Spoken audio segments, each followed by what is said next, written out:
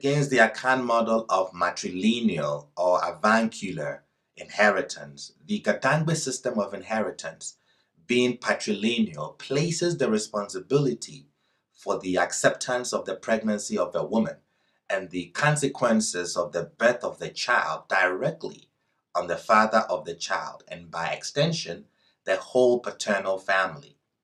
The Akan model and practice of matrilineal or avuncular inheritance stem from the belief that visually and physically it is the woman who carries the conception to term and finally bears the child. Thus, the purity of the blood between mother, child, and by extension the maternal family is never in dispute.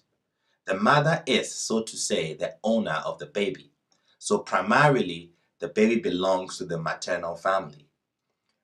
The Ga-Dangme practice, on the other hand, is rooted in the fact that a father and, by extension, a paternal family accepted responsibility for the pregnancy. The core family, what we call Weku, in the Ga-Dangme connotation, includes a person's ancestors, great-great-great-grandparents, grandparents, father, mother, brothers, sisters, cousins, uncles, aunts, nephews, nieces, down the line, and virtually anyone related by blood.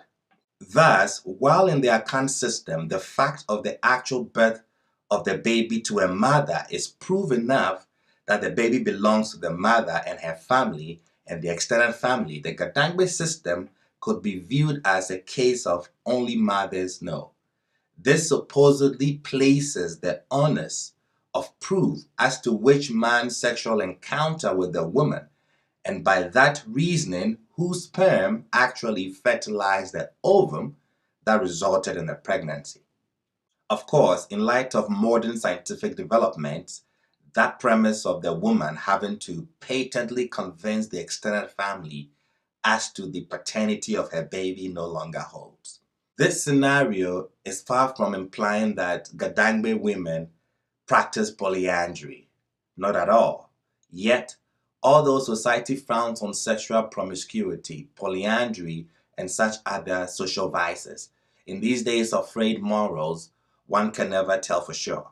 This is why the family has to go every length to ensure that the paternal family accepted responsibility for the baby in the womb as the product of a particular family member as his own deliberate and conscious act.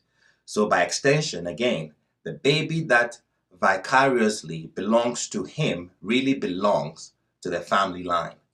Until the scientific proof of ownership through the modern DNA paternity test came into fashion, the tribal claims to responsibility and the sense of belonging was based not necessarily on a flawed concept, but also on traditional verification tests that involved meticulous physical examination of every aspect of the external features of the baby.